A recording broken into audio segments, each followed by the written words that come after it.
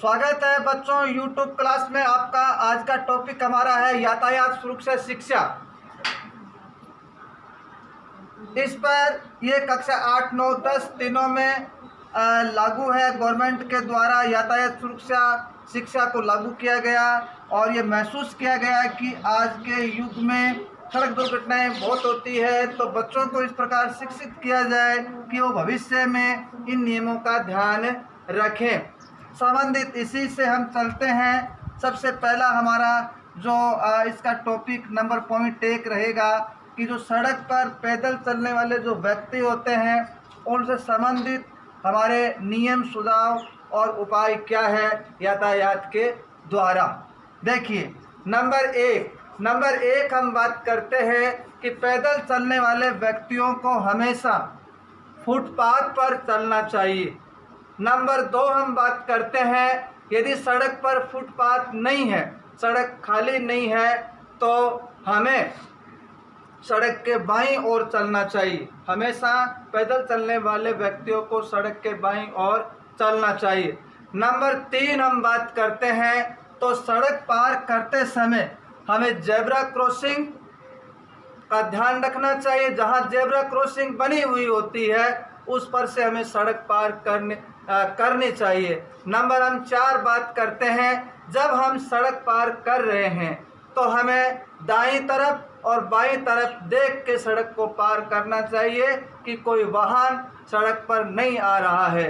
Number हम 5 बात करते हैं हमें सड़क पर लगे संकेतकों का पालन अवश्य करना चाहिए कि कौन सा संकेत हमें क्या संदेश देता है, उसका पालन करते हुए हमें सड़क पर चलना चाहिए। और नंबर 6 की हम बात करें, हाईवे और मेगा हाईवे जो रोडें होती है उन पर हमें पैदल नहीं चलना चाहिए।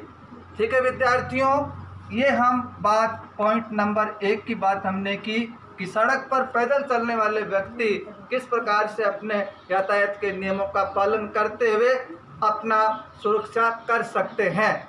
देखिए नंबर 2 आगे हम देखते हैं। विद्यार्थियों, हम दूसरे पॉइंट की बात करते हैं कि प्रश्न आपका बनता है कि दोपहिया वाहन जो होते हैं, दोपहिया वाहन जैसे मोटरसाइकिल, स्कूटर, स्कूटी, दोपहिया वाहन चलाते समय चालकों के लिए सड़क सुरक्षा के प्रमुख उपाय बताए गए हैं। ठीक है, उन नियमों की हम बात कर लेते हैं।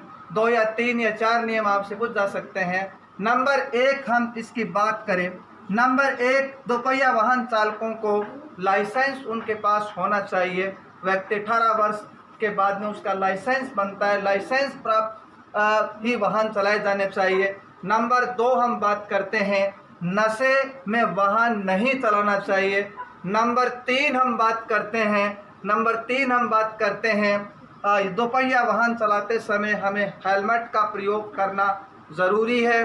पीछे सवारी बैठी है उसको भी हेलमेट पहनना ज़रूरी है। नंबर हम 4 बात करते हैं दोपहिया वाहनों पर 2 या 2 से अधिक व्यक्तियों की सवारी नहीं की जानी चाहिए। ये 2 सवारियों के लिए दोपहिया वाहन बनाए गए हैं। नंबर 5 हम बात करें इंडिकेटर जो होते हैं, इंडिकेटर और ब्रेक का ध्यान रखना चाहिए। नंबर 6 हम बात करते हैं जब हम दाएं बाएं यदि हम अपने दोपहिया वाहन को मोड़ने का काम करते हैं तो हमें इंडिकेटर का अवश्य उपयोग करना चाहिए। और नेक्स्ट पॉइंट की हम बात करते हैं तो हमें कभी भी ओवरटेकिंग करने में सावधानी रखनी चाहिए। हमें आगे चलने वाले वाहन से कम 1 मीटर की दूरी हमें रखनी चाहिए ताकि हम ये अनुमान लगा सकें कि अगला वाहन कहीं पर रुक जाए तो हम अपने वाहन को आसानी से रोक सकते हैं। नेक्स्ट पॉइंट की हम बात करें तो हमें एक औसत जो स्पीड होती है, गति होती है, उस गति से हमें वाहन को चलाना चाहिए। नियंत्रित गति से वाहन को चलाना चाहिए ताकि हम वाहन को आसानी से रोक सकें। आगे हम देखते हैं। देखिए विद्यार्थियों, नंबर हम 3 की बात करते हैं। यातायात सुरक्षा का हमारा टॉपिक चल रहा है प्रमुख यातायात संकेतक। ये बहुत इम्पोर्टेंट चीज़ है। हम चाहे पैदल चल रहे हों, चाहे दोपहिया चौपहिया वाहन में चल रहे हैं, हमें यातायात संकेतों का पालन करना बहुत ज़रूरी है हमारी सुरक्षा के लिए। प्रमुख यातायात संकेतक हम यहाँ पर आपको समझा रहे हैं। 4-5 संकेतक लेके, बाकी हम अपने पाठ्य पुस्तक में देख सकते हैं संकेतक। नंबर 1 देखिए, ओवरटेकिंग निषेध का जो होता है, इस प्रकार का संकेतक बनता है। ओवरटेकिंग निषेध हमें उस समय नहीं करना चाहिए, ठीक है। नंबर 2 की हम बात करते हैं। ये जो संकेत इसमें दिया गया है, यू मोड़ पर प्रतिबंध है। सड़क कई बार यू मोड़ पर होती है, तो इसका अर्थ है कि आगे हमें जाना मना है।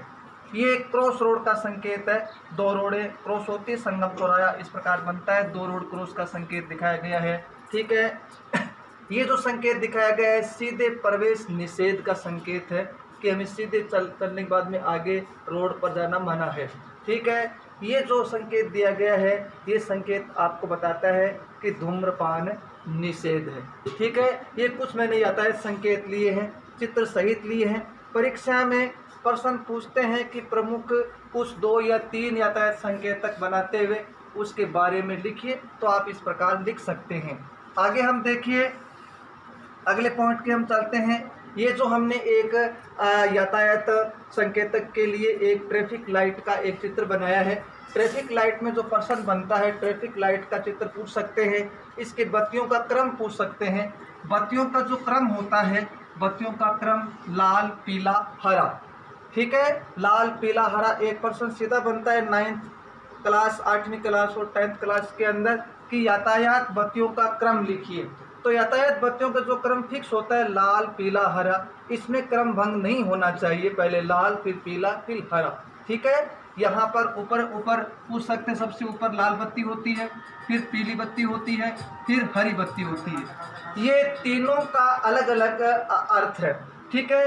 लाल जो बत्ती होती है वो रुकने का संकेत करती है कि हमें उस समय रुक जाना चाहिए। भाई जो पीली बत्ती है, वो पीली बत्ती है, वो चलने के लिए तैयार रहने का संकेत करती है। और जो हरी बत्ती है, हरी बत्ती हमें चलने का संकेत करती है। हमें सड़क पर चलते हैं तो इन बत्तियों का हमें विशेष ध्यान रखना पड़ता है।